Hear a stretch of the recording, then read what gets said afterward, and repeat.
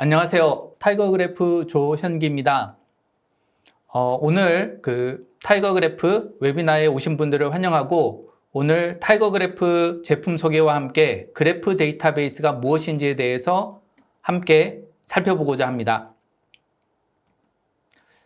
오늘의 아젠다는 제가 그래프 데이터베이스에 대한 개괄적인 소개와 두 번째, RDB와의 다른 점, 그 다음에 AI, ML에서의 활용 사례로 갈 수 있는 부분들의 어떤 연결점, 그리고 타이거 그래프에서 제공하고 있는 그래프 알고리즘, 그리고 이들을 믹스해서 어떻게 사용할 수 있는지, 그 다음에 실제 우리 서비스나 비즈니스에서 어떻게 연결할 수 있는지에 대해서 함께 고민해보고 고찰하는 부분도 포함하겠습니다.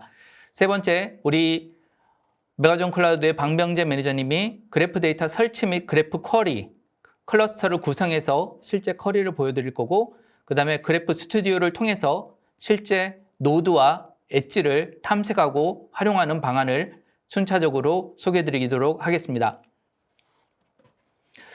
네, 오늘은 제가 최근에 뜨고 있는 드라마 소개를 살짝 가져왔습니다. 이상한 변호사 우영우인데 보면서 오늘 몇 가지 같이 연결해 봤으면 좋겠다는 생각이 있어서 이 내용을 가져와 봤습니다. 일단은 넷플릭스에서 지금 보시면은 1등 순위를 하고 있는 것 같고, 내용은 법정 드라마입니다. 이제 보시게 되면은 이상한 변호사 우영우 드라마를 보다 보면은 첫 공익 변론으로 할머니 한 분이 나오고 그에 대한 변론을 맡게 됩니다. 그런데 처음에는 서로를 인지하지 못하다가 같은 주소지에 살았던 적이 있다. 한마디로 한 십몇 년 전이 됐을 수 있겠지만은 우영우가 어릴 때 그때 같은 동네에 같은 주소에 세입자로 살았다고 할 수 있겠죠. 그러면서 이 사건을 맡는 과정에서 쟁점을 찾아내고 한마디로 법적인 지식과 현실에서 일어난 문제, 사건 속에서 가장 중요한 핵심을 찾아낸다. 그러면 저희가 AI, ML에 기대하는 것이 이런 것과 마찬가지입니다.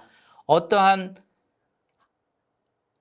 NLP, 자연어를 보고 그것에 대해서 맞는 해석을 하고 거기서 맞는 단어와 의미를 도출하고 그 질문의 의중을 이해해서 맞는 대답, 해결책을 찾는 건데, 그러한 과정이 사람이 사고하고 법을 학습해서 종합적으로 융화시킨 다음에 그것을 필요한 답변을 적극하게 찾아내는 것과 유사하다라고 봤고요. 그 다음에 같은 주소지에 살았던 적이 있다. 이런 것을 과연 사람은 인지할 수 있지만은 데이터적으로는 과연 우리가 그렇게까지 관리를 하고 있는가?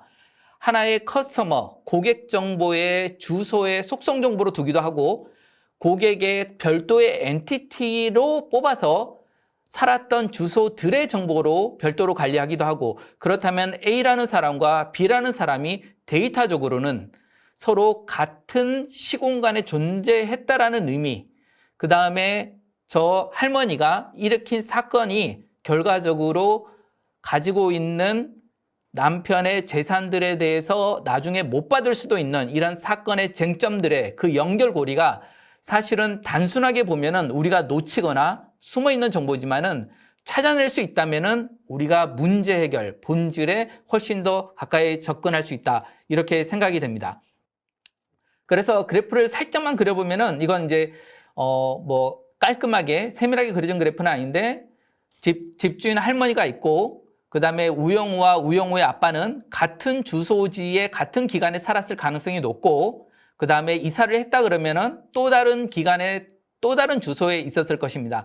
그런데 과거에 특정 과거 주소 1일과 기간 1에 집주인 할머니와 우영우의 아빠, 그 다음에 우영우 아빠의 딸로 이렇게 같이 하나의 시공간에 같이 있었던 기간, 이러한 연결고리를 그래프를 통해서는 데이터적인 관점에서도 쉽게 찾아낼 수 있다. 이렇게 말씀을 드립니다. 다음은 이 영화가 흥미로워서 가져왔는데요. 이제 보시게 되면은 핀치의 톰 행크스가 이 제프라는 로봇을 만들고 학습을 시키는 과정이 영화 속에 나옵니다. 그 다음에 자기가 돌보는 개를 돌볼 수 있도록 학습시키고 그 다음에 운전을 배우게 하고, 그때 보면은 수많은 자료를 입력해 주는 걸 볼 수가 있어요. 저희가 이제 AI, ML을 하게 되거나 데이터 분석을 하게 되면 얼마나 의미 있는 쓸만한 데이터를 넣어줬느냐, 잘 정제된 데이터를 넣어줬느냐에 따라서 솔루션이 제대로 나오기도 하고, 그 다음에 AI, ML 엔지니어가 아무리 많이 붙어도 제대로 된 데이터가 아니기 때문에 결과가 나오지 않는 경우들이 있습니다. 로버트 제프가 그러한 어떤 학습을 통해서, 데이터 인을 통해서 뭔가 배우고 학습하고 걷고 이러한 과정들을 볼 때 이러한 데이터들이 사실은 잘 연결돼서 들어가야지 우리가 생각하는 단순히 로봇 하면은 단편적인 것에 단편적인 대답만 하는 게 아니라 우리 지금 AI, ML 세대에서 저희가 이제 NLP라든지 인공지능이라든지 멀리 미래를 봤을 때 조금 더 아티피셜 인텔리전스가 있는 그러한 지능을 주려고 하는 그러한 부분들이 있다는 걸 저희가 볼 수가 있었습니다. 그래서 이제 그래프 하면은 오른편에 나와 있는 차트나 이러한 그래프를 말하는 건 아니고 저희 세계, 현실 세계의 객체들이 얼마나 서로 잘 연결되어 있는가를 한눈에 보여주고 있다. 이제 이렇게 말씀을 드리고요. 제가 생각할 때는 이제 우리나라에서는 네트워크 그래프라고 했으면은 조금 더 전달이 쉽지 않았을까 이렇게 생각이 됩니다. 그래서 보시게 되면은 여기 뭐 앨리스 파리는 시티고 그 다음에 에펠타워는 파리에 있고 그 다음에 루브르가 있고 그 다음에 모나리자가 있고 바비 관심이 있고 바비 앨리스의 친구고 이러한 어떤 관계를 데이터적으로 그 다음에 노드와 엣지로 표현한다. 그래서 다음 단계로 좀 더 이것은 조금 더 우리의 어떤 사고의 전환, 우리가 기존에 데이터베이스 하면 RDB를 오랫동안 써왔기 때문에 테이블로 저장하는 방식, 그 다음에 저희가 이제 빅데이터가 나오면서 NoSQL로 저장하는 방식, 그 방식에서 약간의 사고의 전환, 데이터를 어떤 관점으로 보느냐, 이제 이 부분이 어떤 그 관점의 변화를 줄 수 있는 것 같습니다. 보시게 되면 보통은 저희가 데이터베이스 솔루션을 선택할 때는 워크로드에 따라 선택이 달라집니다.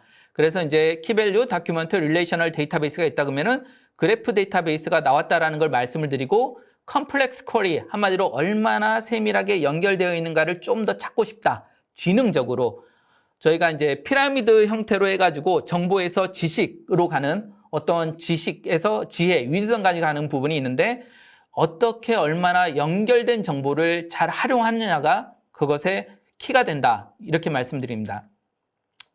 보시게 되면 릴레이셔널을 보면은 커스터머가 있고요. 커스터머에는 고객 테이블이 있어서 고객이라는 엔티티를 넣습니다. 그리고 고객이 살 어떤 프로덕트, 아이템이 있으면은 어떤 고객이 어떤 프로덕트를 주문을 했다가 오더 테이블에 정제가 되고 그 오더의 디테일로 또 오더 아이템들이 있을 수 있겠죠. 그리고 그 주문한 아이템들이 어떤 서플라이어가 제공하는 그 내용의 물건인지 등의 정보가 각각의 쪼개지고 분리된 잘 모델링된 노멀라이즈 된 테이블에 들어가게 됩니다. 그래프는 그러면은 노멀라이즈 정교화 관점에서는 어떠느냐? 제가 볼 때는 그래프 데이터베이스는 커스터머의 속성으로 우리는 본질, 커스터머 엔티티라는 본질의 속성에 해당하는 정보를 커스터머에서 관리를 한다 그러면은 속성으로 관리를 합니다. 그러면 속성으로 들어간단 말은 이미 다른 테이블과의 연결고리가 쉽지 않다, 어렵다, 뭔가를 통해서 가야 된다 이런 의미가 됩니다. 그런데 그래프 DB에서는 그 어떤 중요한 속성까지도 커스터머가 가지고 있는 정보 중에서 중요한 정보라고 판단이 되면은 동일한 노드 레벨로 올려서 관리하는 방식이 조금 더 그래프 데이터베이스에 적합한 모델링 스키마라고 볼 수가 있습니다. 그래서 왼편에 보시게 되면은 저희가 이렇게 테이블로 관리를 하게 되고요. 그 다음에 오른편에 그래프 데이터베이스는 각각의 노드를 엣지로 연결하는 구조로 되어 있습니다. 그래서 테이블에 데이터를 담게 되면은 사실은 수많은 정보를 읽게 됩니다. 왜냐하면은 데이터 간에 얽히고 설킨 관계가 테이블의 그 꼭지별로만 그 연결을 갖고 관리하기 때문에 속성 레벨에서의 연결고리는 없어요. 예를 들어서 아까 우영우와 할머니가 동일한 속성 정보, 주소라는 속성 정보 레벨로 겹쳐 있다는 것을 알려면은 물론 관계형 DB에서도 억지로 연결하면은 연결은 가능하나 실질적으로 그 용도로 쓰기에는 적합하진 않습니다. 그래프 데이터베이스는 그러한 의미 있는 정보까지도 노드로 뽑아서 관리하고 엣지로 연결하는 방식을 통해서 쉽게 데이터의 얽혀 있는 부분을 연결해 줍니다. 다음은 현실 세계라고 볼 수 있습니다. 현실 세계 데이터는 훨씬 더 복잡합니다. 그래서 보시게 되면은 제가 좀 카피 앤 페이스트로 여러 개를 붙여놔서 좀 복잡해 보이게 만들려고 애를 썼지만은 보시게 되면은 수많은 점들과 수많은 객체들과 사물, 사람들이 서로 얽히고 설키고 연결되어 있습니다. 이걸 확대를 해보면은 이 오른편에 있는 작은 걸 확대해 보면은 이것도 상당히 복잡하게 얽히고 설켜 있어요. 주거니 받거니 주거니 받거니 주거니 받거니 우리의 친척과 사촌과 여러 관계들 이 모든 것들이 사실은 얽혀 있고요. 내 직장 관계도 얽혀 있고 그 다음에 업체와 파트너 그 다음에 고객사들과의 관계도 얽혀 있습니다. 이걸 타고 연결되어 있는 관계를 저희가 그래프라고 볼 수가 있습니다. 현실 세계는 이렇게 복잡하게 되어 있는데 저희가 그래프를 딱 앞에다가 이렇게 표를 놓고 이 표 주변에 있는 모든 그래프 데이터 현실에 얽히고 연결된 데이터를 잘 거기서 필요한 것만 뽑아가지고 테이블에 넣게 되면은 뿅 하고 이렇게 그래프적인 부분이 사라지고 저희가 생각하는 RDB 어떤 테이블, 정보 항목들, 눈에 쉽게 띄는 정보 항목들로 가져오게 됩니다. 하지만 여기는 우리가 현실의 어떤 정보들을 포기하고 우리가 관리할 수 있는 중대한 정보들만 남긴다라는 의미가 담겨 있습니다. 그래서 이제 제가 위에다가 이제 텍스트로 써놨는데 실제로 존재하는 현실에 매우 중요한 연결고리 정보들을 있는 그대로 관계형 데이터베이스에 담기는 어렵습니다. 그래서 관리 대상이 될 중요한 정보를 선정하고 이를 대상으로 우리가 모델링을 합니다. 정규화를 할 때도 그렇고요. 그래서 잘 정규화된 모델에서도 이것은 동일합니다. 관계형 데이터베이스의 본명적인 목적에 부합한 겁니다. 이때 엔티티를 정의하고 그 엔티티의 속성은 엔티티의 부가적인 정보 수준으로 관리되기 때문에 테이블과 테이블 레벨의 연결의 고리라기보다는 그 연결된 것의 부차적인 정보 항목의 수준으로 속성 정보가 가치가 떨어지게 됩니다. 그래서 이러한 연결 레벨까지는 관계형 데이터베이스가 어느 정도는 잘 표현하지만은 실제로는 그 속성 레벨에 저희가 잃어버리고 싶지 않은 속성 간의 연결 정보까지는 표현해 주지 못하고 있습니다. 그래서 조금 더 예를 들어보면은 저희가 이렇게 조화처럼 보이지만 꽃이 있다면은 실제 현실의 데이터는 이렇게 뭔가 꽃잎과 줄기와 뭔가가 얽히고 설켜서 이렇게 예쁜 꽃이 됩니다. 그렇다 그러면 저희가 이제 정보 항목으로 관리하려면 어쩔 수 없이 정규화 과정을 거쳐서 그 테이블에 맞춰서 정의하고 정리해서 각각에 맞춰진 테이블에 잘 넣습니다. 그러면은 문제는 뭐냐면은 이렇게 복잡한 실제 현실에 있는 무엇과 무엇과의 관계 그리고 그 있는 대로의 표현 그리고 이 분해하기 전에 이것의 조화로운 모습 이것을 담아내기가 쉽지가 않습니다. 그렇다 보니 정보 항목과 정보 항목을 또다시 잘 엮어 놓은 것을 또 잘 섞기가 그래서 의미 있는 정보를 도출하기가 매우 어렵습니다. 이미 분리를 시켜버렸기 때문입니다. 그래서 여기서 말씀드리고자 했던 것은 온전하게 그래프적인 연결고리를 가진 채로 데이터를 가져간다면 좀 더 현실을 잘 반영할 수 있고 그게 우리가 데이터를 통해서 문제 해결을 좀 더 잘할 수 있는 방식이다라고 말씀을 드립니다. 자, 많은 조직에서 추천 시스템을 사용합니다. 수많은 서비스들, 상품이 우리 그 모든 고객사에서 상품이라는 거 불리는 거, 서비스라고 불리는 거, 고객한테 제공하는 것이라고 존재한다면은 그것은 사실은 보통 추천의 문제를 가지고 있습니다. 왜냐하면은 상품들을 쭉 열거해 놨다고 해서 고객이 열심히 찾아서 연구해서 자기한테 필요한 것을 찾는 게 아니라 그 고객이 필요한 게 무언지를 이제는 서비스 프로바이더가 먼저 알아차리고 제공하는 시대이다 보니 누가 고객이 스스로 귀찮게 찾지 않고도 검색하지 않고도 필요한 정보를 제공하느냐에 따라서 그 플랫폼에 머무르게 되고 그 웹사이트, 그 서비스에 머무르게 됩니다. 그러다 보니 저희가 많은 추천 시스템들이 콜래보레이티브 필터링을 사용을 합니다. 한마디로 유저 베이스드, 아이템 베이스드를 섞어서 두 가지를 같이 작용해서 콜라보레이티브 필터링을 사용하는데 여기에다가 이 논문을 보게 되면은 저희가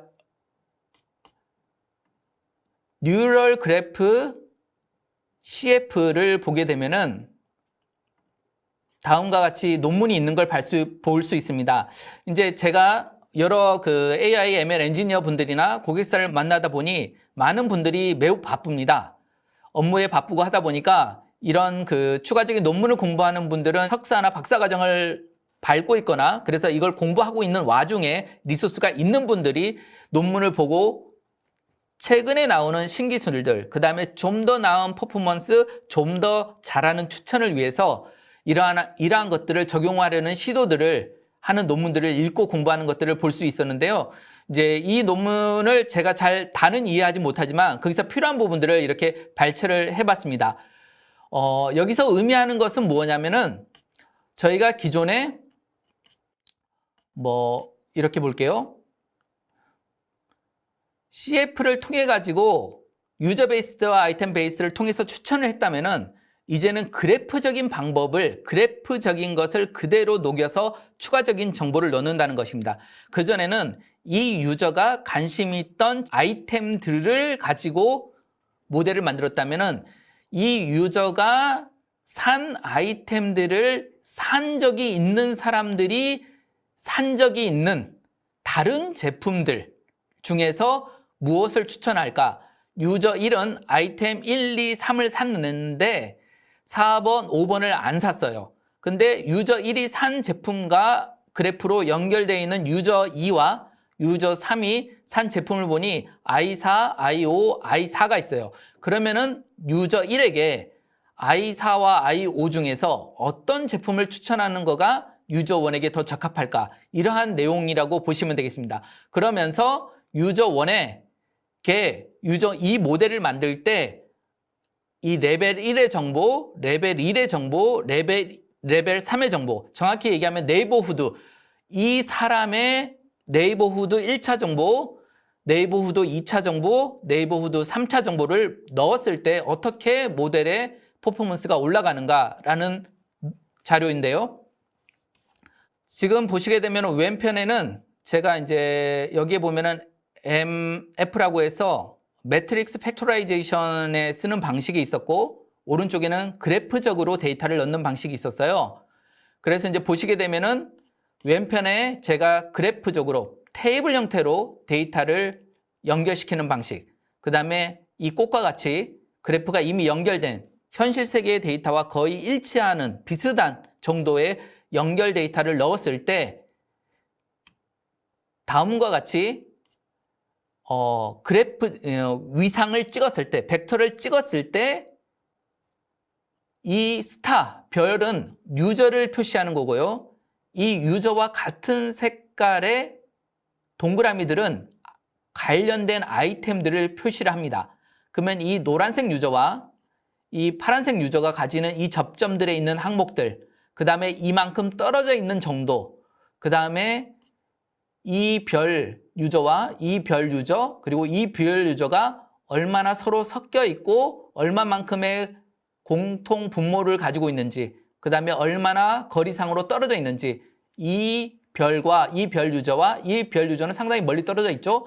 이것이 뉴럴 그래프 콜래보레이티브 필터링에는 표현이 담겨서 나오더라. 한마디로 좀 더 현실의 데이터를 잘 반영한 위상을 그려내더라. 그렇지만은 이 MF에서는 이러한 부분이 들어가 있지 않습니다. 그래서 이 결과를 돌렸을 때 이 MF라는 모델과 다른 모델 그리고 뉴럴 그래프를 반영한 CF 모델을 그렸을 때 협업 필터링이죠. 협업 필터링을 그렸을 때 리콜이 0.129에서 0.1569로 대략 임프루브먼트가 11.68%, 10%에 가깝게 나오고 이건 고알라라는 데이터를 통해서 옐프라는 데이터를 통해서 아마존 북이라는 데이터셋을 통해서 테스트를 했을 때 여기는 0.04에서 0.057로 여기는 0.0337로 대략 10% 전후의 어떤 개선 효과가 있었다. 그렇다면 사실은 추천이 잘 됐다. 이렇게 말씀드릴 수가 있습니다. 그리고 그 이웃 정보를 1레벨, 2레벨, 3레벨, 4레벨, 5레벨 어디까지 넣을 때 그 퍼포먼스가 빨리 그 임계치에 도달했느냐라고 봤을 때 대략 이러한 어떤 측정치가 나오는 것을 보실 수가 있습니다.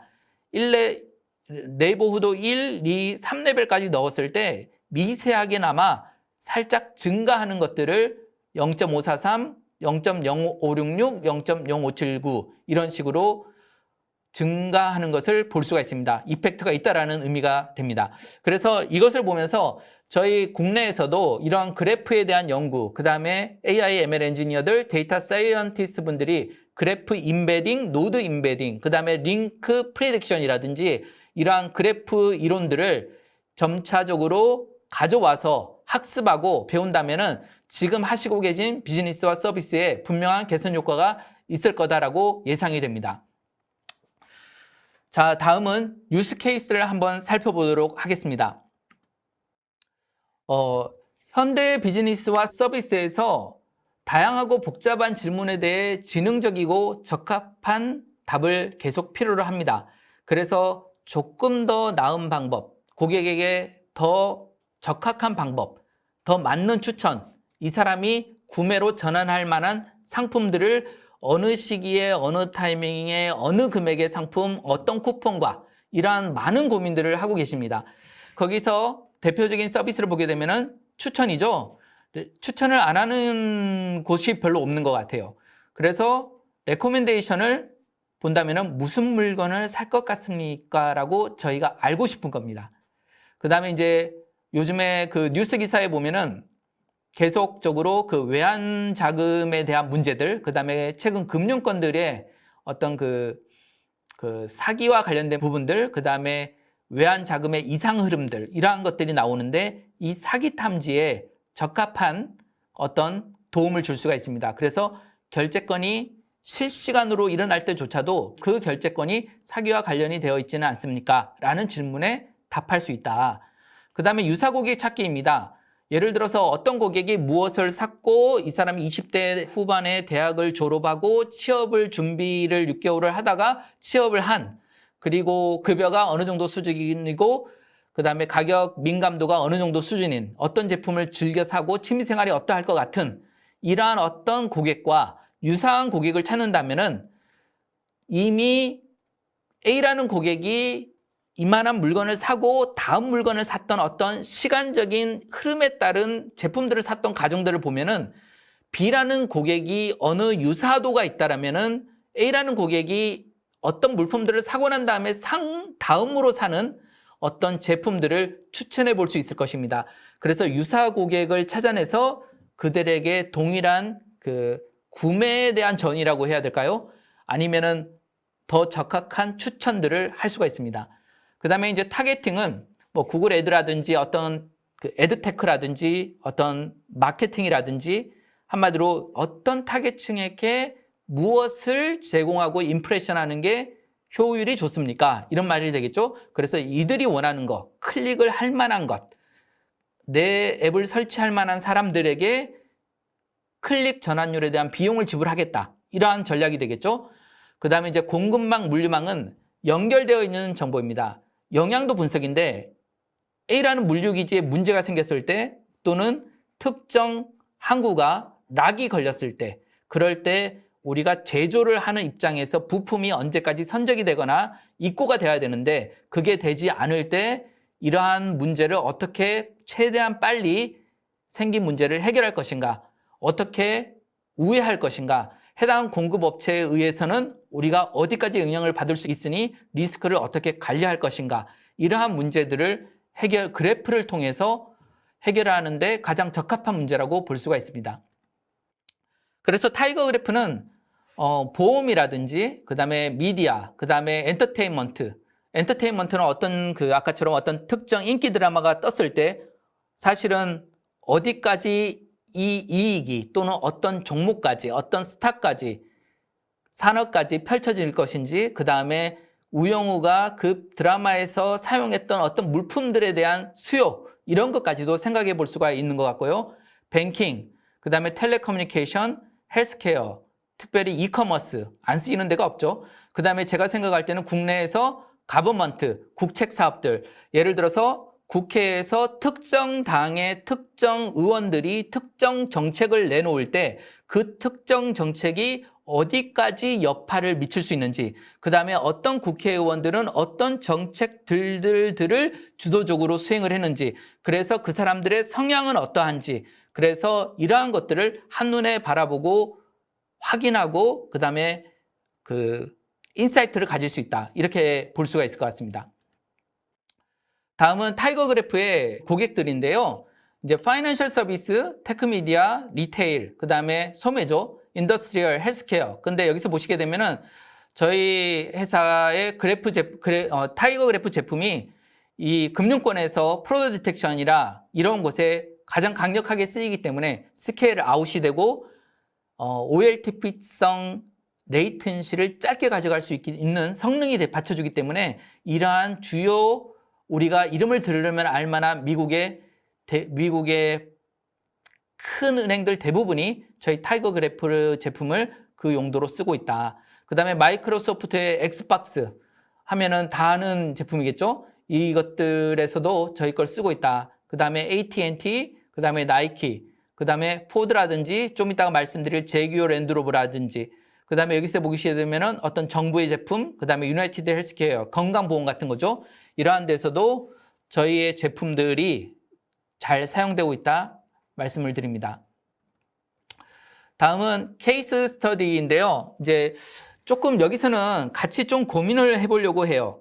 이제 사실은 다른 데서는 어떻게 썼다더라가 이걸 갖다가 그러면 우리는 어디에 적용할 수 있는가? 왜냐하면 새로운 기술을 도입하는 데는 항상 장벽이라는 게 존재하고 러닝 커브가 존재하고 뭔가 피로도가 존재하는 부분이 있습니다. 하지만 그 니즈와 수요가 그 다음에 우리가 애로사항이 있는 비즈니스 솔루션을 해결할 수 있다고 하면은 충분히 감수할 수 있는 부분이 있습니다.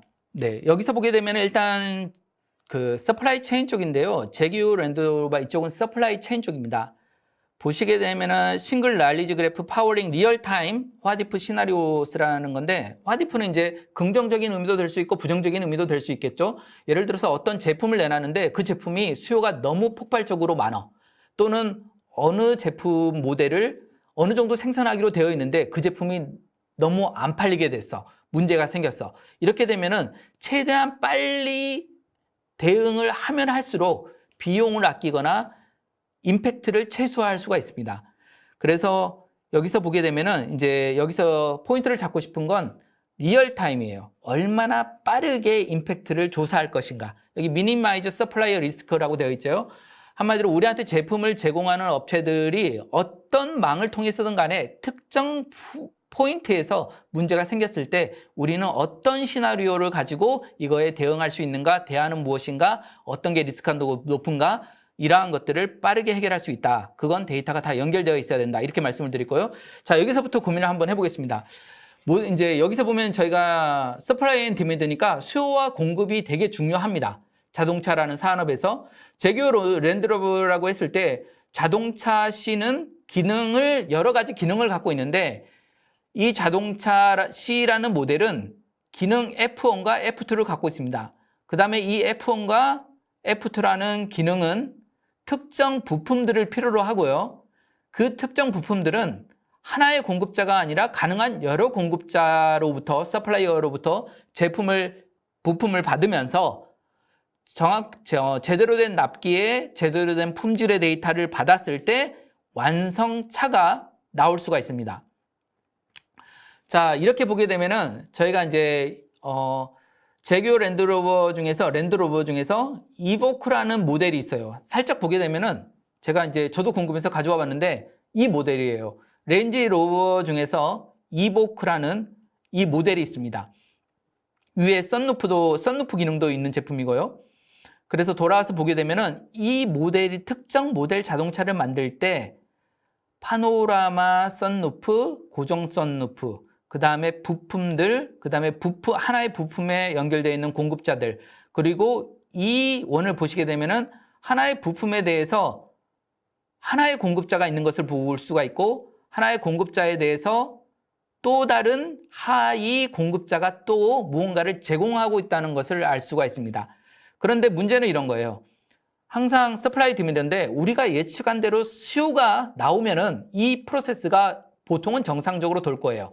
예상하지 못한 특정 업체의 부도나 문제가 화재나 이러한 예기치 못한 문제가 생기지 않는 한은요. 근데 수요가 급증한다면 어떻게 될까요? 이 이보크라는 모델이 인기가 너무 폭발을 했어요. 그래서 예상한 건 10,000대 출하를 예상했는데 50,000대에 대한 영업 마케팅이 돼서 이미 계약이 이루어진다라고 하면은 물론 차를 인도받는 일자는 미뤄지겠지만은 너무 미뤄진다면은 고객은 대안을 찾으려고 할 겁니다. 다른 차로 좀 빨리 받을 수 있는 차를. 그래서 이 수요에 대한 부분들을 우리가 고민을 해야 되는 부분입니다. 그래서 오른쪽 아래에 이 그래프를 보게 되면은 하나의 공급업체에 의존하는 부품이 너무 많은 경우에 어떤 대안들이 필요하지 않는가, 최소한 후보군이라도 문제가 생겼을 때 연락해서 받을 수 있는 버퍼를 가지고 있다라든지 이제 이러한 부분들에 대해서 전체적인 그림을 그릴 수가 있고요. 근데 사실은 이게 쉬운 일은 아닙니다. 그 다음에 추가로 여분의 재고를 최대한 활용한다라고 하면은 여기서 보시게 되면은 썬루프라는 게 있어요. 이 썬루프라는 게 있고 고정 썬루프가 있는데 특정 썬루프라는 옵션을 갑자기 우리가 예상한 건 반반이었는데 한쪽으로 너무 몰려요. 그러면 파노라마 썬루프가 너무 잘 팔린다. 그러면은 여기에도 그 부품에 대한 니즈가 또 공급자가 원활히 돼야 된다. 그러면은 이제 이런 거죠. 최전방에 있는 고객의 접점에 있는 마케팅과 영업 쪽에 세일즈 쪽에서 오더를 따왔을 때 그 오더를 생산할 수 있는 매뉴팩처러 제조의 어떠한 한 부분들이 뒷단에 있는 부품을 제공하는 공급자와 모두 연결되어서 뭔가가 만들어져서 계획이 되어져야 된다. 이러한 어떤 수요 공급이 매우 쉽지 않은 문제이기 때문에 제규랜드로 봐도 이 문제를 해결하려고 오랫동안 노력을 해왔는 걸로 알고 있습니다. 그래서 보시게 되면 이제 여기다 보시게 되면은 만약에 이제 일반 루프가 있는 경우와 썬루프가 있는 경우 옵션을 다르게 가져갔다고 해볼게요. 그러면은 그 기능에 따라서 어떠한 부품들이 사용되는 게 확 달라지게 되고 그 다음에 특정 기능이나 부품에 따라서 우리가 판매하는 수익과 비용에도 영향을 미칠 수가 있습니다. 이러한 것들을 모두 다 좀 최적화하고 싶어하고 그 다음에 수익을 극대화하고 싶어하는 부분들이 있으니까 이러한 것들을 데이터로 해결할 수 있는 거 이러한 부분들을 찾고 있습니다. 썬루프는 이렇게 생겼어요. 이건 썬루프, 문루프가 있는데 이게 좀 다르더라고요. 그래서 이러한 부분을 좀 찾아봤고요. 그래서 썬루프를 넣느냐 아니면은 이제 썬루프, 문루프의 차이는 공기가 외부로부터 유입이 될 수 있는 구조냐 아니냐 이러한 부분이더라고요. 자, 그래서 여기서부터는 여러분의 데이터를 한번 생각해 보시면 좋을 것 같습니다. 가면은 모든 고객의 비즈니스는 달라요. 그 다음에 접점도 다르고 똑같은 인더스트리에 있음에도 불구하고 포인트가 다르고 고객한테 어필하는 또 그러한 특징들이 다릅니다. 그러다 보니까 마주쳤을 때 타사의 레퍼런스가 잘 작동하지 않는 경우가 대부분이고 그 다음에 여러분의 회사에서 특정 문제가 있는 것을 해결한 것을 보통은 잘 오픈하지 않는 경향이 있는 것처럼 데이터 분석 세계는 그런 부분이 있는 것 같습니다. 크리티컬하고 치명적일수록 외부로 잘 공개가 잘 되지 않는 부분. 그래서 사실은 저희가 고객을 많이 접하면은 많은 협업과 내용에 대한 토의가 이루어져야지 실질적인 서비스 해결로 도약할 수 있다. 이런 부분들이 있는 것 같고요. 그러한 접점에서 내가 처한 서비스나 해결해야 될 문제, 그 무엇이 과연 그래프 문제인가, 그리고 그게 진짜 그래프 문제인가, 이러한 부분도 있습니다. 여기서 이제 제가 여기서 차라는 조건을 빼볼게요. 인더스트리를 뺐어요. 이커머스로 와보고, 그 다음에 물류, 유통, 배달, 음식, 이런 걸로 다 와볼게요. 그러면은 결국은 목표가 있습니다. 무엇을 잘하겠다, 무엇을 이뤄내겠다라는 게 있고, 그에 따른 레이어들이 있어요. 데이터는 1차 연결을 통한 2차 연결. 예를 들어서 이커머스에서 상품이 주문이 일어나면은 물건을 내다 팔기 위해서 온라인에 등록을 해요. 등록을 하면은 누군가가 클릭을 할 거고 광고도 나갈 거고 그러면서 유입이 될 거고 그 다음에 그 제품들이 이제 웨어하우스에 있는 걸 통해 가지고 재고가 있는 만큼이 주문이 들어올 거고 그 재고 있는 물품들이 로지스틱스 유통을 통해서 각 고객들에게 전달이 될 거고 전달이 되고 나면은 고객이 수령하면은 주문이 완료되고 수령이 완료되고 배송이 완료가 되겠죠. 근데 나중에 컴플레인이 있고 VOC가 있을 수 있어요. 그러면 사실은 데이터는 돌고 돌아요. 한 고객을 제대로 이해하고 이커머스에서 하려면은 모든 라이프 사이클을 아마 이해를 해야 될 거예요. 그래야지 생존율이라든지 그다음에 그 고객에게 다른 어떤 오퍼들이 먹힐 가능성들이 있습니다. 그래서 제가 오른편에 좀 써보기는 했는데 다양한 문제에 대한 고민과 해결 결정을 통해서 실생활 안에 있는 연결이 맥점인 경우가 있습니다. 우리는 이러한 맥점이라는 관점에서 데이터가 연결되지 않고 끊어져서 강제적인 연결 과정을 거쳐야 하기 때문에 한마디로 이런 거죠. 우리가 어떤 문제를 해결하려고 그러면은 이렇게 연결이 잘 정리돼서 있으면 좋아요. 근데 이 중간 레이어에서 연결이 끊어져 있는 경우들이 있으면은 많은 경우 이렇게 되면은 이제 데이터 연결에서부터 문제가 생기는 경우들이 많습니다. 그 다음에 이제 보시게 되면은 아까 설명드린 것처럼 이 구조의 그래프를 봤을 때 어떤 그래프는 어떤 문제가 있을 수 있겠다 이런 것을 알 수가 있습니다. 자, 그래서 이러한 문제들은 다양하게 펼쳐볼 수가 있어요. 그래프의 문제는 생각보다 우리 현실에 깊숙이 박혀 있습니다. 그래서 이제 보시게 되면은 코비드 전파되는 감염 경로라든지 그 다음에 헬스케어 그래프 한마디로 A라는 사람이 어느 곳에서 모두 다 조치를 받고 처방을 받았는지 그 다음에 레코멘데이션이라든지 소셜 네트워크, 서플라이 체인, 프로드 디텍션 그 다음에 날리지 베이스 데이터 이러한 것들을 찾아볼 수가 있습니다. 보시게 되면 이제 티즈 클라우드 IO를 제가 적어놨는데요. 여러분 여기 들어오시게 되면은 무료로 스타터 킷들이 제공이 됩니다. 그래서 여러분들이 여기 보시게 되면은 스타터 킷들이 이렇게 나와 있는데요. 이 스타터 킷을 직접 무료로 마이크로 버전으로 인스턴스를 올려서 여기에 있는 모든 것들을 테스트를 해보실 수가 있어요. 물론 스타터 킷의 심플한 데이터셋이기 때문에 간단한 그래프와 비즈니스 정도를 설명하고 있는 정도 수준이라고 보시면 되겠습니다. 그래서 이러한 그래프를 티즈 클라우드 IO를 통해서 한번 테스트 해보시고 사용해 보시면 좋을 것 같습니다. 자, 다음은 유나이티드 헬스케어인데요. 여기는 많은 데이터들이 가지고 있고 여기는 커스터머 360 같은 이러한 관점들이 들어가 있습니다. 한마디로 여기서 얘기했던 것은 과거에 누군가 우리 콜센터에 전화를 걸면 이 회원의 활동을 전체적으로 보기 위해서 15개의 다른 시스템에 로그인해야 했습니다. 좀 과하기는 하죠. 그런데 이게 그래프로 연결되어 있다 그러면은 그래프 DB로 옮겨서 얘를 연결해 놓는다 그러면 한 회원이 전화를 걸 때 그 전화번호를 통해서 바로 이 회원에 보여줬던 모든 활동들, 일련의 정보들을 수많은 테이블, RDB로 보면은 15개 테이블의 조인, 20개 테이블의 조인을 통해서 바로 그 회원을 보여줄 수 있는데 그래프 DB에서는 1차 관계의 간단한 엣지 연결의 구조만으로도 레이턴시 없이 바로 이 모든 정보를 연결해서 가져올 수가 있습니다. 그래서 여기에서는 컨텍스터에 있는 의료 전문가도 이러한 정보를 한눈에 바라보고 빠르게 정보를 파악함으로써 테이블로 되어 있으면 사실 정보를 우리가 읽고 해독하는데 시간이 많이 듭니다.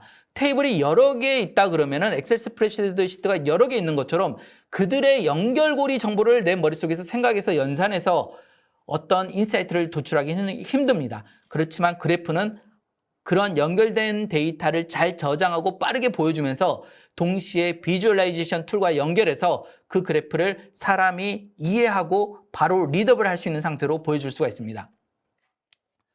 그래서 여기에 보시게 되면은 이러한 다양한 릴레이셔널한 DB에 있는 정보를 아주 쉽게 연결해낼 수 있다. 이 테이블을 RDB에서 다 조인하려면 매우 어렵습니다.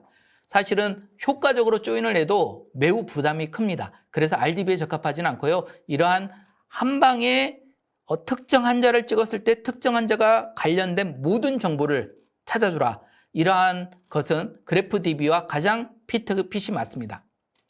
그래서 이 사람의 정보가 이 도리스 스미스라는 분의 개인 프로파일 정보들과 그러면 이제 여러 테이블로부터 사실 정보를 가져오겠지만은 이제 얘는 노드와 엣지로 연결돼서 순식간에 가져올 수가 있고요.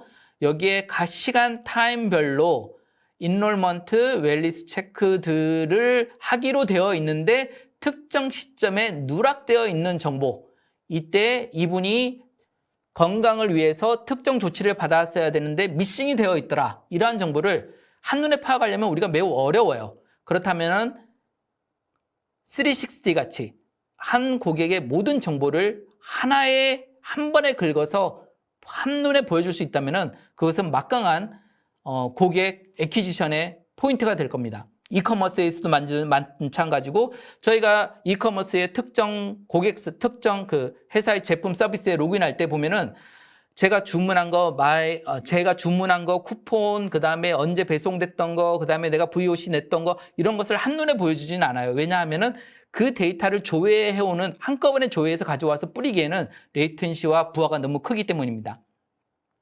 그렇지만 그래프DB는 그걸 잘해줄 수 있고, 비주얼라이제이션에서 한 고객이 로그인했을 때, 당신이라는 고객은 이러이러한 것을 해왔네요를 한눈에 보여줄 수 있다 그러면은, 아마 참 유용한 정보와 고객과의 그 UX가 매우 좋을 것 같아요.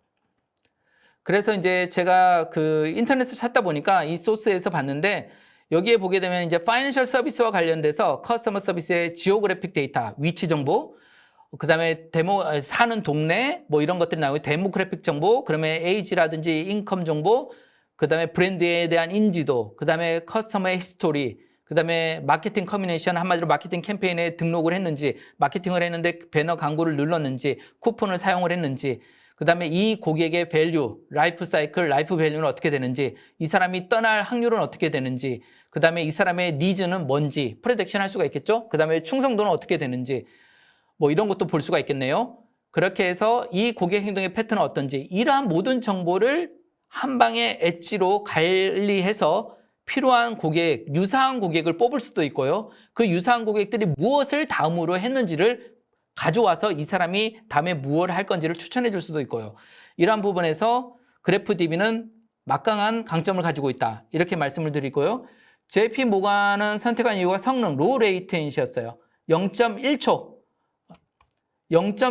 안에 뭔가를 해야 되는 프로덕트 디텍션이죠. 그걸 해야 되는 데 있어서 0.001이라는 리스판스 타임에 제일로 가깝게 타이거 그래프가 나타났다. 이건 이제 홉이에요. 네이버후드를 점프를, 노드 연결을 2홉, 3홉, 4홉, 5홉 레벨까지 치고 들어갔을 때 걸리는 속도가 완만하게 낮아지더라라는 걸 볼 수가 있습니다. 이제 누뱅크라는 데서는 사기 탐지율 개선, 한마디로 폴스 파저티브를 감소시키는 그러한 역할들을 해줬고요. 그래서 이제 간단하게 이제 텍스트로 요약하자면은 리얼타임 프로덕트 디텍션, 한마디로 10개 글로벌 앵커 중에서 탑 10에서 8개 정도가 프로덕트 디텍션, 리얼타임 프로덕트 디텍션을 위해서 우리 타이거 그래프를 쓰고 있다는 거, 그다음에 5천만 환자들의 이 사람의 어떤 병명이라든지 치료가 있는데 그 다음에 어떠한 것들을 받는 게 좋겠다라는 레코멘데이션, 한마디로 패스가 되겠죠. 치료를 받는데 어떤 과정을 거쳐서 치료를 받는 거. 그 다음에 퍼스널라이즈드 오퍼스, 한마디로 개인화 추천이죠. 요즘에 이제 페르소나라든지 하이퍼 퍼스널라이제이션이라든지 이런 정보가 나오고 있습니다. 그러면은 그걸 하기 위해서는 정보를 더 많이 활용을 해야 돼요.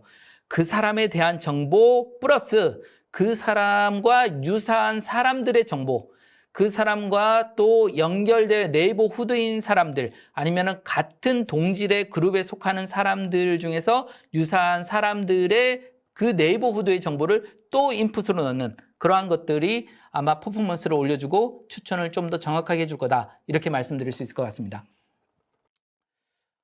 유스 케이스 2에서는 지금 시간 관계상 몇 개를 찍어서 제가 보여드리고 설명해 보도록 하겠습니다.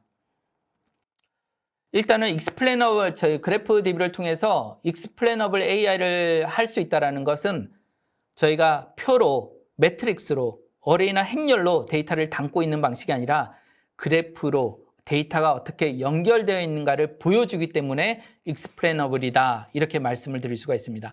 그래서 최근에 익스플레이너블 AI가 화두가 되고 있는데 그게 그래프가 적합하다, 이렇게 볼 수가 있습니다.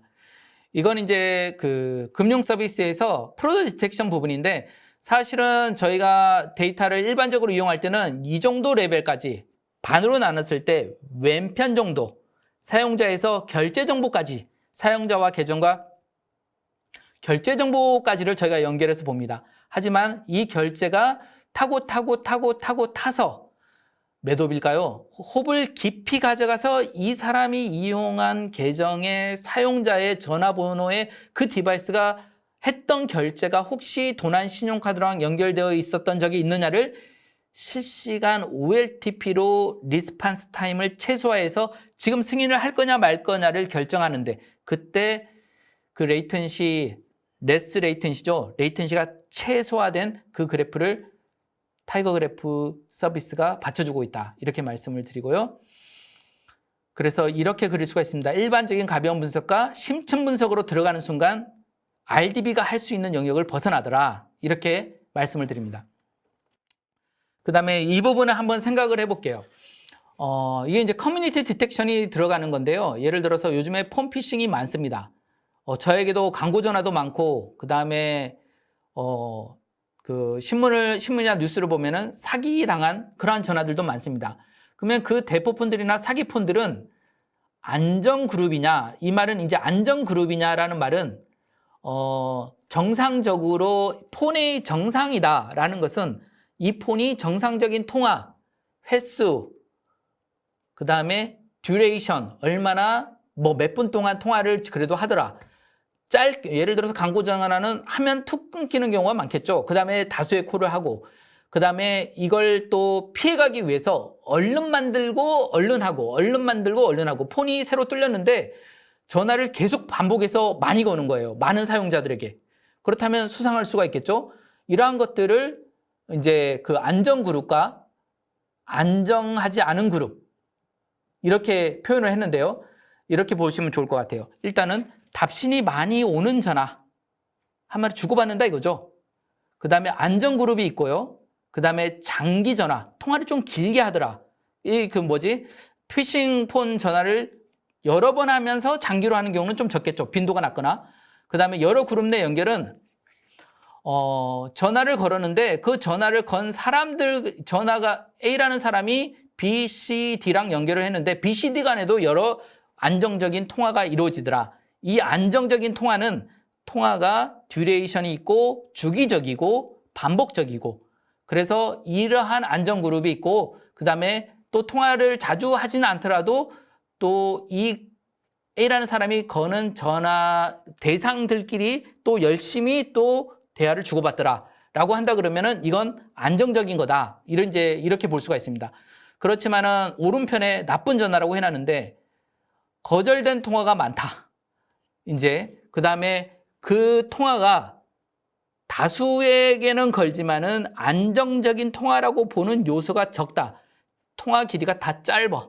아주 특정한 경우, 낚인 경우만 길 수 있겠죠. 그 다음에 답신은 거의 없어. 걸기만 하고 누가 받지는 않는 거죠. 물론 발신 전용 그런 것도 있겠지만은, 여튼 간에 이러한 정보를 잘 융합한다 그러면은, 그 다음에 이렇게 보시면 좋을 것 같아요. 그래프에서만이 이런 여러 그룹 내 연결, A가 전화를 걸었는데 A가 전화를 거는 사람들의 그룹이 안정적인 그룹인가를 보고 A라는 전화가 믿을 만한 전화다, 나쁜 전화다, 좋은 전화를 판별하고 반영을 하는 거죠. 그래서 전화 기반 사기 감지를 할 수 있다. 그렇다면은 내용이 좀 많아서 제가 스킵을 하고요. 그 다음에 아까 이제 뉴럴 그래프 피처가 있었는데, 이제 여기는 AI, ML 하시는 분들에게 이제 보여드리고 싶었던 장이었는데요. 이제 그래프 피처를 넣는 방식. 기존에 이제 우리가 그래프 피처를 넣는다 그러면은 저희가 이제 사실은 DW라든지 이런 정보를 갖고 와서 매트릭스 형태로 이렇게 정보를 디컴포지션, 분해해가지고 맞는 행렬을 가지고 차원을 가지고 데이터를 인풋으로 넣습니다. 모형이 됐든 뉴럴 네트워크가 됐든. 그러다 보니까 이제 사실은 데이터가 이렇게 연결된 채로 넣을 수 있느냐라는 문제에서 사실은 실패를 하게 됩니다.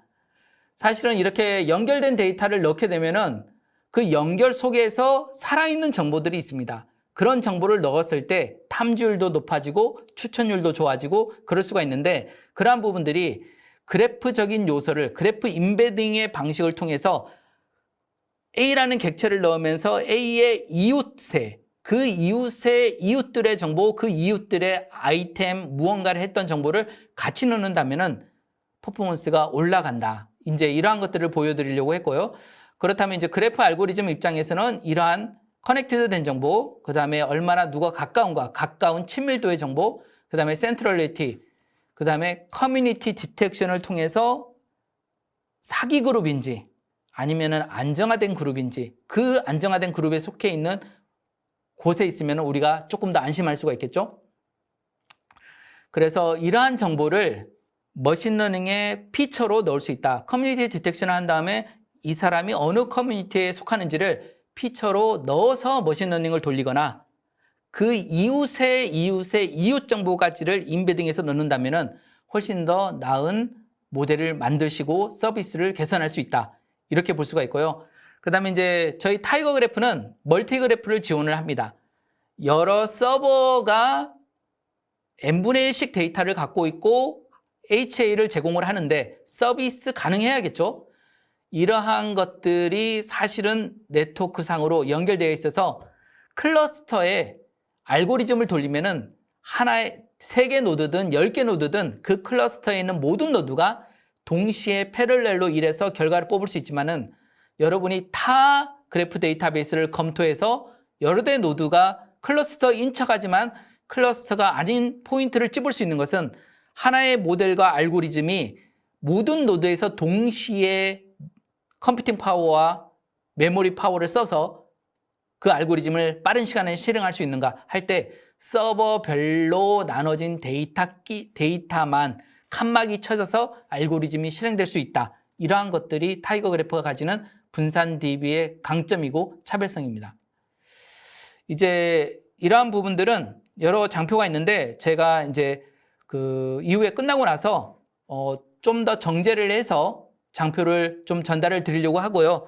이제 이러한 알고리즘들이 있다라고 킥하게 보시면 될 것 같고 저희가 이제 이러한 알고리즘들을 이미 저희 타이거 그래프에서 무언가 데이터를 가져와서 머신러닝을 돌리는 방식이 아니라 타이거 그래프 자체에서 바로 머신러닝을 돌릴 수 있도록 이렇게 GSQL로 알고리즘을 짜 두었습니다. 그래서 보시게 되면은 이 GitHub 주소로 들어가시게 되면은 여기에 알고리즘들이 이미 전부 다 목록화되어 있고요. 이 목록화된 알고리즘에 보게 되면은 워드 투백이라든지 그 다음에 유사도, 코사인 시뮬레이터라든지 그 다음에 비트니스라든지 그 다음에 그래프 알고리즘, KNN, 그 다음에 커뮤니티 디텍션하는 루벤 알고리즘, 그 다음에 same 커뮤니티인지를 판단하는 거, 그 다음에 shortest path, 물류와 로지스틱에 관련이 있겠죠? 이러한 것들, 그 다음에 랜덤 워크, 이러한 것들을 계속 추가해 가고 있습니다. 그래서 보시게 되면은 이 알고리즘이 GSQL로 짜져 있어서 바로 여러분들이 원하는 대로 노드 투백이다. 그러면은 이걸 이미 GSQL로 이렇게 쿼리가, 잠시만요. 이게 원문이 아니네요. 이 쿼리가 GSQL로 짜져 있는 걸 찾아서 여기서 바로 그걸 도입해서 적용할 수 있다. 이렇게 보시면 되겠습니다.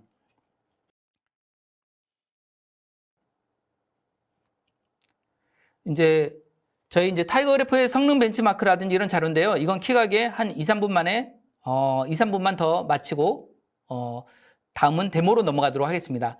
이제 저희 타이거 그래프는 프로퍼티 그래프의 트랜잭셔널과 올랩 성격을 모두 다 커버해주는 제품의 포지셔닝을 하고 있고요.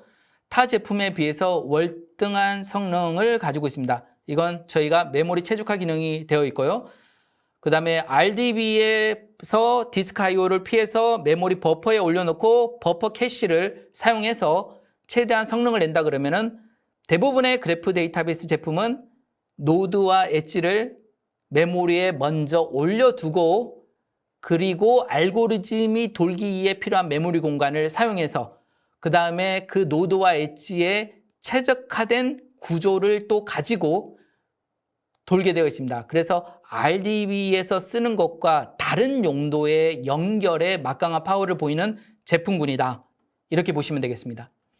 이거 같은 경우는 지금 2대, 4대, 6대, 8대로 클러스터를 늘렸을 때 이 성능이 증가하더라 이런 의미입니다. 예를 들어서 한 대에서 8대로 갔더니 스피드는 6.7배 한마디로 클러스터가 8대가 되니까 한 대일 때 1이었는데 8대일 때는 한 6.7 정도의 성능을 발휘하더라. 스케일 아웃이 되면서 분산되면서 패럴렐이 모두가 적용이 되면서 한 대략의 스케일 아웃하면서 감쇄되는 정도가 크지 않다 이렇게 말씀을 드립니다. 자, 여기는 이제 추가로 말씀을 드리고요. 아키텍처 딥다이브는 제가 추가 자료로만 전달드리고 다음으로는 저희가 데모를 실질적으로 보는 시간을 가지도록 하겠습니다.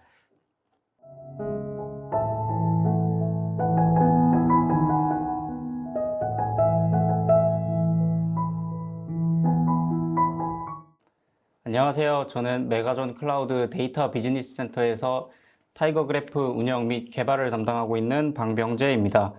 오늘 웨비나에서는 효율적인 분산 처리를 위한 타이거 그래프 활용법을 소개해 드리겠습니다. 바로 멀티노드를 활용하는 방법인데요.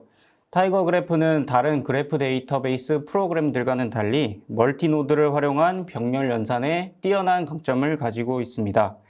오늘은 여러분들이 타이거 그래프를 활용하여 빠른 분석과 효과적인 인사이트 도출을 도와드리고자 합니다.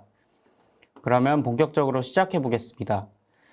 먼저 이제 제가 오늘 보여드릴 데모의 순서를 빠르게 설명드리겠습니다. 첫 번째로 타이거 그래프 설치 환경, 서버 4대를 묶어서 클러스터 모드로 이제 설치를 했는데 그것을 보여드릴 거고요. 두 번째로는 그 서버들의 데이터가 어떻게 저장되어 있는지 를 보여드리고, 세 번째로 이제 CLI 환경에서 타이거 그래프 데이터베이스에 이제 그래프 스키마 생성, 그 다음에 생성한 스키마에 데이터를 매핑, 그 다음에 이제 데이터를 생성한 스키마에 물리적으로 인서트 해보는 걸 보여드릴 거고요. 그래서 총 벌텍스는 약 2,300만 건, 엣지는 약 4,300만 건의 데이터를 한번 로딩해 보겠습니다. 네 번째로는 이제 기본적인 CRUD를 보여드릴 건데 타이거 그래프 GSQL을 활용해서 인서트, 업데이트, 딜리트까지 보여드리겠습니다. 그리고 마지막으로 그래프 스튜디오로 넘어가서 세 가지의 그래프를 보여드릴 건데요. 첫 번째는 안티프로드. 안티프로드에는 이제 샘플 금융 데이터가 들어가 있고 그 다음에 소셜 네트워크 그래프, 그 다음에 커스터머 360 그래프를 보여드리겠습니다. 그러면 첫 번째로 이제 타이거 그래프 설치 환경을 보여드리겠습니다.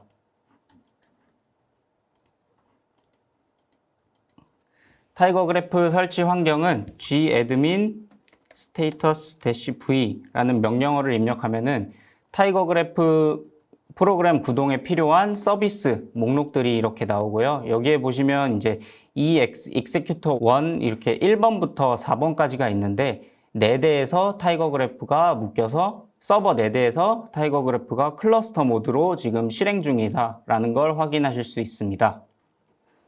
그러면은 두 번째로는 데이터가 어떻게 분산 저장되어 있는지 한번 확인해 보겠습니다. gstatus 그래프라는 명령어를 입력하시면은 이렇게 이제 M1부터 M4까지의 4대의 서버가 나오게 됩니다. 그래서 M1 노드에 있는 데이터를 살펴보면은 총 벌텍스가 약 217만 1385건이 저장되어 있는데 M3 서버, 3번 서버에도 보시면은 똑같은 양의 데이터가 저장되어 있습니다. 이것은 무엇을 의미하냐면 M1에 저장된 데이터를 M3, 3번 서버에도 똑같은 데이터가 저장되어 있는데 복제본이 저장되어 있다는 의미입니다. 그래서 이제 M1이나 M3, 1번 서버나 이제 3번 서버에 이제 장애가 발생하거나 이제 서버가 다운되더라도 타이거 그래프는 정상적으로 작동합니다. 이제 클러스터를 이제 확장하거나 축소하실 수도 있는데요. 필요시에 이제 서버를 몇 대를 더 추가해서 현재 사용하고 있는 클러스터에 붙이거나 그리고 이제 필요 이상의 서버 개수를 사용하고 있다면 이제 클러스터를 또 축소할 수 있습니다. 클러스터 확장이나 축소할 때 이제 서비스 다운타임은 약 5분에서 10분 정도로 필요하고요. 별도의 추가 작업 없이 데이터는 재분배가 됩니다. 마찬가지로 이제 처음에 클러스터를 구성해서 이제 타이거 그래프를 설치할 때도 별도의 추가 작업 없이 데이터가 이제 이런 식으로 나누어서 저장되게 됩니다.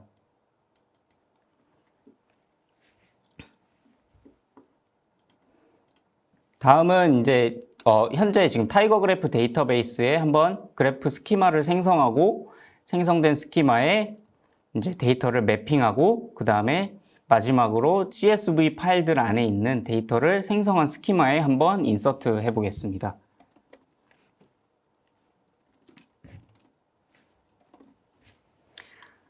3번 소셜 네트워크 디렉토리 안에 보면은 이러한 1번 스키마 DDL, GSQL 파일과 쉘 스크립트가 있는데요. 이제 1번 스키마 DDL.GSQL은 이제 그래프DB에 이제 그래프 스키마를 생성하는 GSQL 스크립트가 여기 안에 들어 있습니다.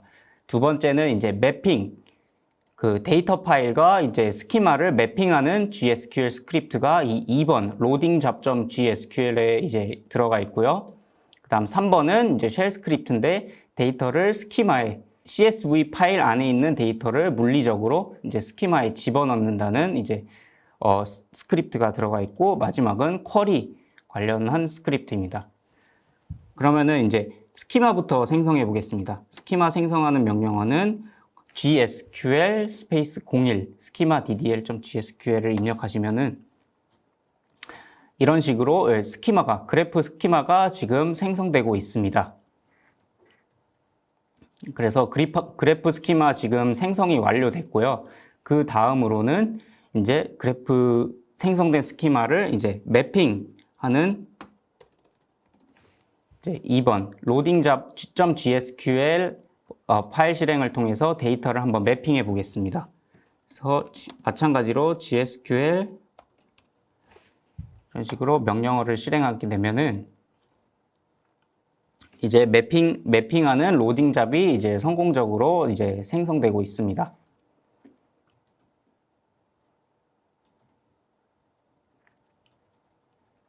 네, 로딩 잡 생성을 마쳤고요. 이제 마지막으로 이제 3번 물리적으로 스키마에 데이터를 한번 집어 넣어 보겠습니다.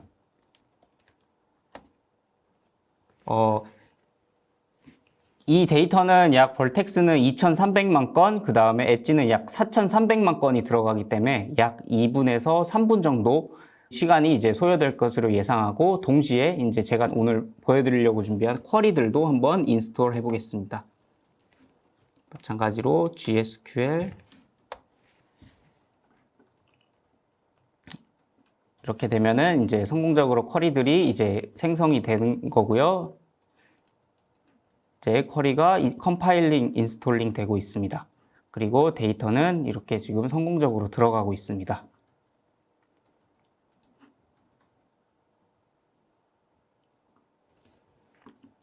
그러면 데이터가 이제 로딩이 되는 동안 이제 기본적인 CRUD 작업을 보여드리겠습니다. 이제 쿼리도 이제 인스톨링이 되고 있고요. 타이거 그래프 GSQL 서비스로 접속하여 이제 기본적인 CRUD를 보여드릴 건데 아까도 보셨다시피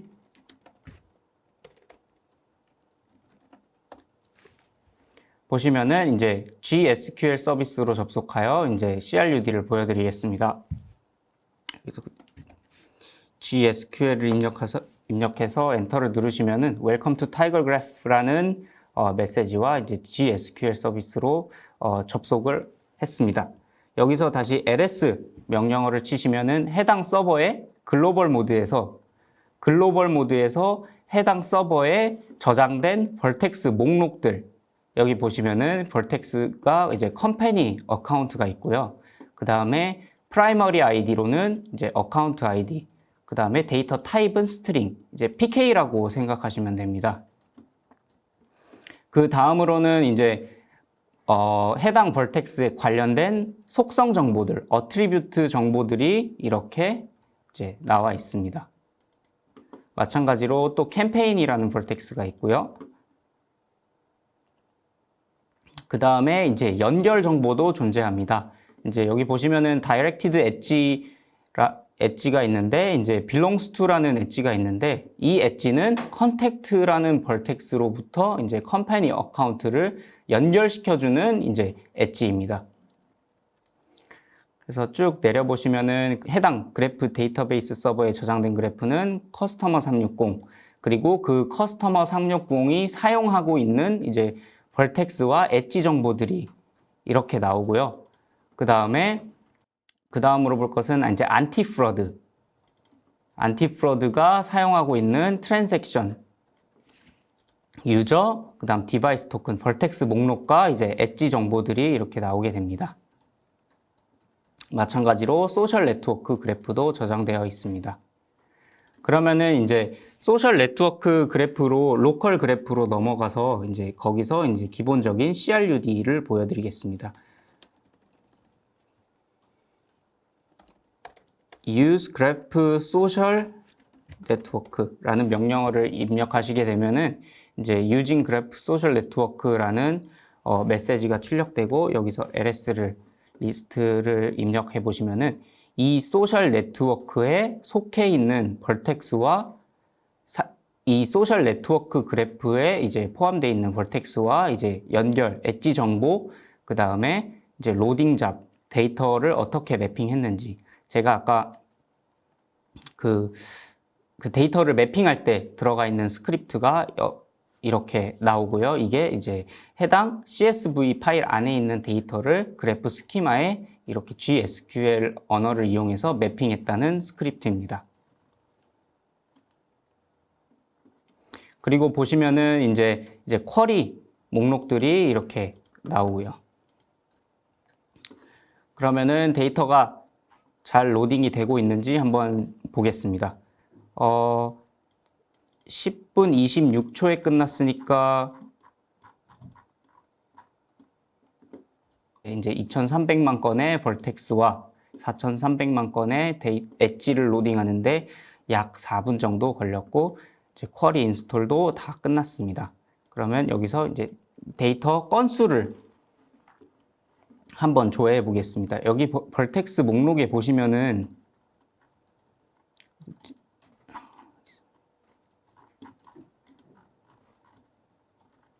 여기 벌텍스 이제 소셜 네트워크 그래프 안에 있는 벌텍스 목록에 보시면은 이제 person이라는 벌텍스와 이제 펀드 트랜스퍼 그 다음에 이제 뱅크 어카운트 케이스 리포트 이런 벌텍스가 있는데 샘플로 3개만 찝어서 한번 얼만큼의 데이터가 들어갔는지 한번 확인해 보겠습니다.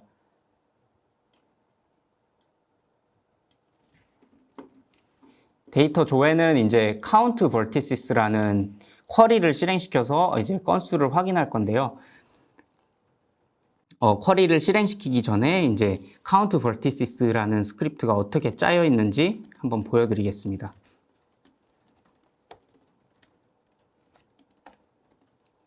이렇게 보시면은 이제 여기 create distributed query인데 이 쿼리를 실행할 때 이제 서버 4대에서 리소스를 나눠가지고 쿼리를 실행하여 결과를 빠르게 출력합니다. 그래서 people이라는 변수에는 person 안에 person vertex에 저장된 데이터를 모두 담았고요. phone call, 그다음 마찬가지로 fund transfer라는 정보를 담았습니다. 그래서 한번 쿼리를 실행시켜 보겠습니다. 쿼리를 실행시켜서 이제 결과가 나왔는데 person이라는 벌텍스 안에는 약 78만 160건의 사람들이 등록이 되어 있고요. 이제 폰콜은 약 1170만 건의 데이터가 들어가 있고 이제 펀드 트랜스퍼는 약 780만 건의 데이터가 들어가 있습니다. 그러면은 person이라는 벌텍스 안에 데이터가 어떤 형식으로 저장되어 있는지 한번 확인해 보겠습니다. 이렇게 입력하면 결과가 출력되는데요. 그래서 프라이머리 아이디는 67이고요. 그 다음에 관련 속성 값들이 이런 식으로 나옵니다. 그래서 젠더는 메일이고 뭐 생년월일, 풀네임, 그다음 이메일 이런 식으로 데이터가 저장되어 있습니다. 그래서 84번도 보면은 이제 에틱 그룹, 그 다음에 성별, 뭐 생년월일, 풀네임, 이메일 이런 식으로 데이터가 저장되어 있습니다. 그러면은 병재라는 사람을 한번 person이라는 벌텍스에 인서트 시켜 보겠습니다. 이제 병재 언더바 인서트라는 쿼리를 통해 이제 그 새로운 데이터를 person이라는 벌텍스에 그 인서트 저장할 건데요. 쿼리를 실행하기 전에 한번 쿼리 안의 내용을 살펴보겠습니다. show 쿼리 이렇게 보시면은 이제 input 값으로는 이제 primary id가 들어가고요. 그 다음에 또 다른 input 값으로는 이제 fullname이 들어갑니다. 그래서 insert into person 이라는 vertex에 입력을 한다는 스테이트먼트고요. 그 다음에 primary id fullname. 그래서 value는 input name. input name이 이제 primary id가 될 거고요. 그 다음에 input fullname이 이제 저의 그 속성값인 fullname으로 들어가게 됩니다. 그러면 쿼리를 한번 실행시켜 보겠습니다.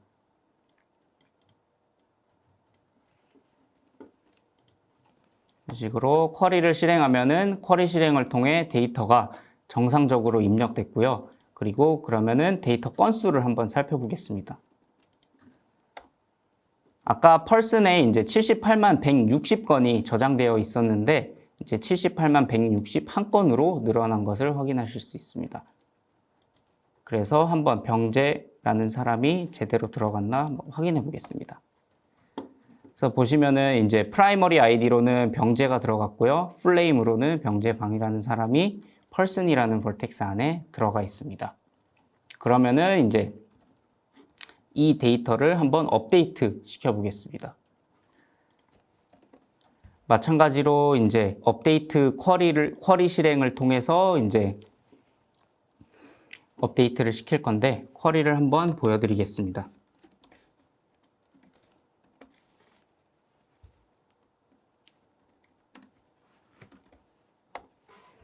보시면은 이것도 아까와 같이 insert into를 썼는데 만약에 이제 primary id가 병재라는 사람이 이미 기존에 존재한다면은 데이터가 insert update 형식으로 들어가고요. 만약에 이제 병재라는 primary id가 없으면은 새로운 vertex로 insert가 되게 됩니다.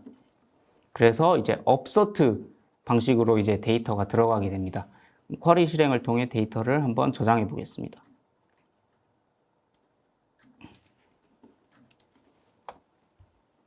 쿼리가 이제 정상적으로 실행이 됐고요. 그 다음에 이제 한번 업데이트된 person vertex를 한번 확인해 보시면은 이제 병재라는 이제 vertex가 있는데 이제 젠더는 메일로 업데이트 됐고 이제 풀네임도 이제 병재방 언더바 업데이티드 라는 정보가 이제 업데이트가 되어 있습니다. 다음으로는 이제 CRUD의 데이터를 한번 삭제시켜 볼 건데요. 이것도 마찬가지로 데이터 삭제하는 쿼리문을 실행시켜서 데이터를 한번 삭제해 보겠습니다. 이제 병재 언더바 딜리트라는 쿼리를 실행시킬 건데요. 마찬가지로 쿼리를 먼저 보여드리면은 보시면은 이제 people이라는 변수 안에 person 안에 들어가 있는 모든 데이터를 저장했고요. 그 데이터들 중에서 이제 flame이 이제 input 병재방이라는 데이터를 삭제하는 내용의 쿼리입니다. 그래서 쿼리를 한번 실행시켜 보겠습니다. 그래서 병재 언더바 딜리트의 인풋 값으로는 이제 풀네임이 들어가게 되어 있습니다. 그래서 쿼리가 정상적으로 돌았고 이제 데이터 건수를 다시 한번 살펴보면은 데이터 건수를 살펴보기 전에 병재방 업데이티드라는 사람이 존재하는지 먼저 확인해 보겠습니다. 그래서 이제 빈 리스트가 나와서 딜리트가 정상적으로 이루어졌고요. 그래서 한번 데이터 건수를 한번 다시 조회해 보면은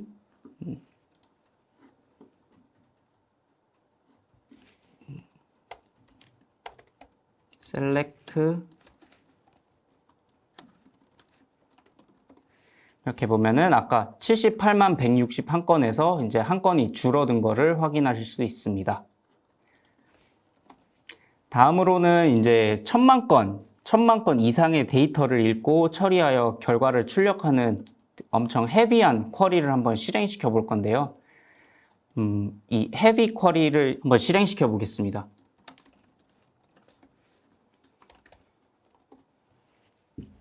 이 쿼리는 정말 1000만 건 이상의 데이터를 읽고 처리하여 결과를 출력하는데도 이제 클러스터 모드로 이제 타이거 그래프가 구성이 되어 있기 때문에 굉장히 빠르게 이렇게 결과를 출력하는 것을 확인하실 수 있습니다. 이 똑같은 결과를 출력하는 이제 쿼리를 좀 더 효율적으로 작성할 수 있는데, 이거는 이제 여러분들께 이제 이렇게 빠르게 쿼리 결과를 출력할 수 있다는 것을 보여드리기 위해서 이거를 한번 실행해 봤습니다. 다음은 이제 그래프 스튜디오로 넘어가서 제가 세 가지의 이제 그래프를 보여드릴 건데, 첫 번째로는 이제 안티프로드라는 그래프인데, 현재 화면에 보고 계신 게 이제 그래프 스키마입니다. 그래서 벌텍스를 보면은 이제 유저가 있고, 트랜잭션이 있고, 그다음에 결제 수단, 페이먼트 인스트루먼트가 있고, 그다음에 디바이스 토큰이 있습니다. 이 스키마 안에는 물리적으로 이제 금융 관련 샘플 데이터가 지금 들어가 있고요. 마우스 커서를 이제 해당 벌텍스에 올리시면은 이제 프라이머리 PK와 프라이머리 아이디와 이제 관련 속성 값들을 이렇게 확인하실 수 있습니다.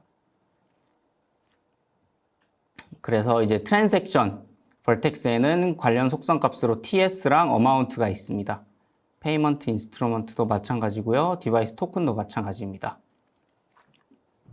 그래서 이제 어떤 A라는 유저가 B라는 유저한테 돈을 보낼 때는 항상 이 트랜잭션을 거쳐서 이제 돈이 흘러가게 됩니다. 마찬가지로 어떤 결제 수단을 통해서 어떤 유저가 카드 결제를 했으면은 그 카드 결제한 금액이 또 다른 누구한테 전달이 되는지 이런 식으로 이제 그래프 스키마가 설계되어 있습니다.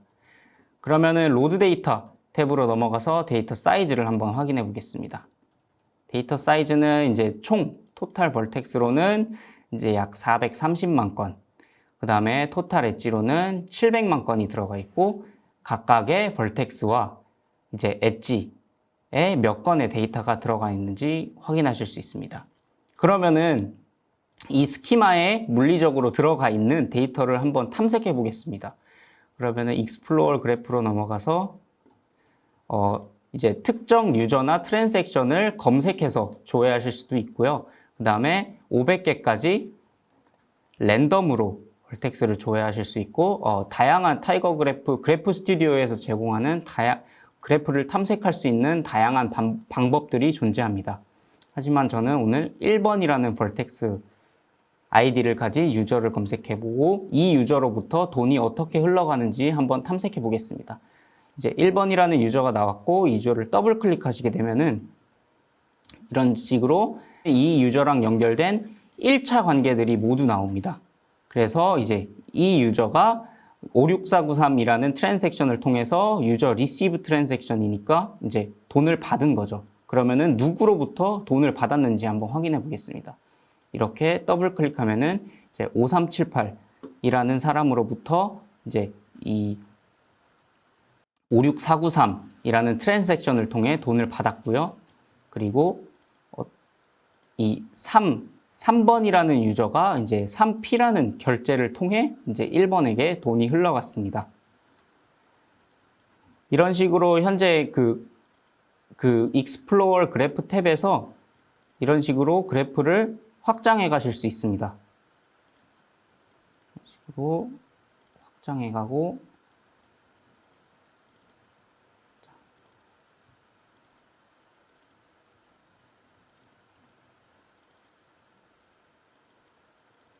이런 식으로 그래프를 확장해 가실 수 있습니다. 이렇게 확장하시다가 어떠한 특정한 패턴을 모니터링 해야 하거나 그 패턴으로부터 더 추가적인 조사를 해야 한다면은 이제 쿼리나 이제 그래프 ML을 이용해 보실 수 있습니다. 그러면은 다음으로는 쿼리로 넘어가겠습니다. 이제 이 쿼리는 뭐냐면은 이제 의심의 대상이 되는 2명의 유저를 식별하는 쿼리입니다. 그래서 이제 트랜잭션 인풋 값으로는 트랜잭션이 들어가고요. 이제 123번의 트랜잭션을 한번 조회해 보겠습니다. 이렇게 보시면은 이제 잘 보이기 위해 화면을 확대해 드리겠습니다. 이제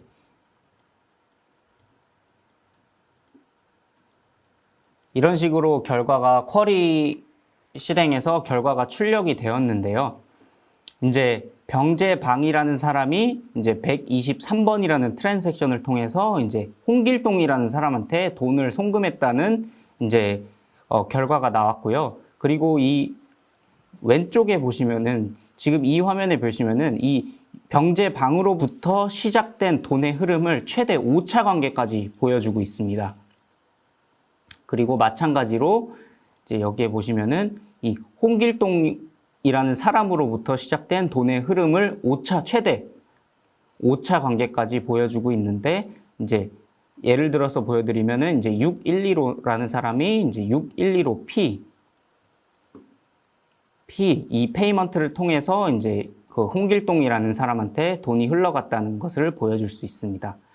이렇게 이제 돈의 흐름을 보여주는데, 이제 만약에 오차 이상의 관계에서 만약에 병재방이라는 사람이 홍길동한테 돈을 보냈는데 뭐 같은 금액이 여러 다양한 루트를 거쳐서 다시 이제 병재방한테 일하는 사람한테 돈이 들어온다면은 5차던 10차, 15, 뭐 이렇게 여러 그 다음에 여러 루트를 거쳐서 다시 돈이 이렇게 돌아온다면은 이제 그거는 이 두 사람이 돈 세탁에 대한 의심이 될 수도 있고요. 뭐 이 두 사람 중 한 사람은 이제 페이퍼 계정이 될 수도 있습니다. 그러면은 의심의 대상이 되는 결과를 한번 보여드리겠습니다.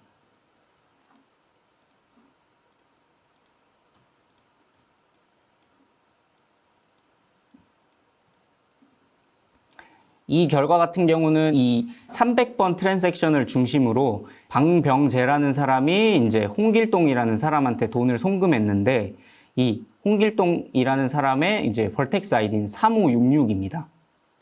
근데 여기 보시면은 이 3566 페이먼트를 통해서 다시 방병재라는 사람한테 돈이 흘러갔습니다.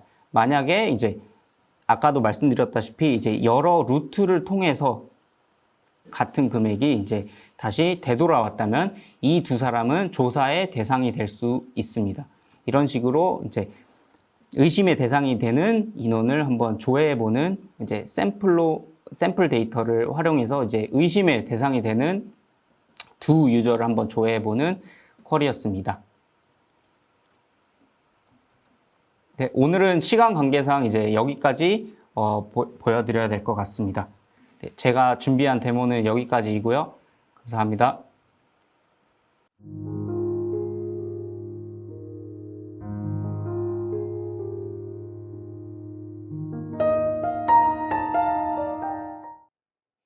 안녕하세요. 타이거그래프 조영기입니다. 오늘 웨비나에 참여해 주셔서 긴 시간 내용을 들어주셔서 감사드리고, 저희도 그 준비를 여러 번 수차례 좀 리허설도 하고 반복을 했는데 막상 닥치니까 시간이 번개같이 빨리 흘러버린 것 같습니다. 그래서 저희가 이번 시리즈로만 끝나지 않고 국내에 아직 그래프 데이터베이스를 실제로 교육하고 같이 공부하고 그 다음에 이걸 쓸 수 있도록 하는 그러한 커뮤니티도 많이 부족한데, 저희가 일단 페이스북 유저 그룹을 하나 만들어서 그래프DB 코리아라고 하나 만들었습니다. 그래서 거기서 조금 관여를 같이 하실 수가 있고요. 그 다음에 저희가 오늘 질문을 많이 달아주셨는데, 저희가 그 기술적인 질문들의 답을 좀 더 찾아서 이번에 등록해 주신 이메일을 통해서 그 내용을 가능하면은 최대한 잘 요약 정리해서 전달 드릴 수 있는 방향으로 하겠습니다. 그래서 오늘 그 웨비나 동안에 질문을 달아주신 많은 분들께 감사를 드리고, 그 다음에 오늘 좋은 질문 주신 분들 중에서 10명 추천해서 치킨 쿠폰을 문자로 발송을 해드리고, 그 다음에 오늘 그 설문조사 있을 겁니다. 게다가 설문조사 그 좀 상세하게 그 그래프DB를 도입하는 부분에 대한 관심이 많습니다. 그래서 각 회사나 그 계신 업무하는 곳에서 우리가 그래프로 어떤 문제를 좀 풀어보고 싶다, 이런 내용이 적어주신 분들이 있으면은 저희가 큰 도움이 될 것 같습니다. 그런 분들을 또 추첨해서 또 50분에게 스타벅스 아메리카노 쿠폰을 보내드릴 수 있도록 하겠습니다. 오늘 그 메가전 클라우드의 그 박명재 매니저와 또 타이거그래프 조영기 두 명의 이 웨비나 내용을 끝까지 들어주셔서 매우 감사합니다. 저희가 시리즈로 할 생각인데 다음 또 두세 달이 됐든 아니면 저희가 줌을 통해서든 저희가 이번에 참석하셨던 분들에게 다음에 좀 길게 몇 시간짜리 교육을 그래프 스튜디오를 직접 설치하고 하는 교육을 좀 기획을 해본다든지 아니면 이런 웨비나는 꾸준히 하겠지만은 조금 더 가까이 다가갈 수 있는 그런 자리를 마련해 볼 수 있도록 하겠습니다. 오늘 감사합니다.